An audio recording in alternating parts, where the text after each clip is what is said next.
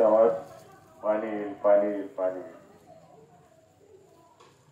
आणि त्यानंतर बरेच जणांनी अनेक वेळा आमदारकी भोगली, परंतु पाणी काही आलं नाही.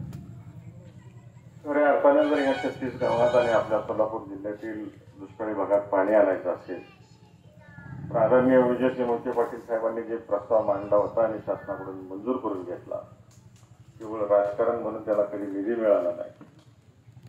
परंतु आता दादांनी अजून ते ठोसपणाने मांडायला सुरू केलेले आणि मी आता तुमचा सगळ्यांचा खासदार म्हणून लोकसभेत गेले, मी सुद्धा त्या गोष्टीचा केंद्राकडे पाठपुरावा चालू केलेला. योजना अशी आहे, सुरुवातीलाच मी तुम्हाला सांगतो की आपलं उजनी धरण 121 TMCचं धरण आहे. दादा खासदार असताना त्याचा सर्वे केला तर 14% त्याच्यामध्ये गाळ निघाला. त्यानंतर आता 15 वर्ष झाली, अजून 1-2 TMC गाळ वाढला असेल.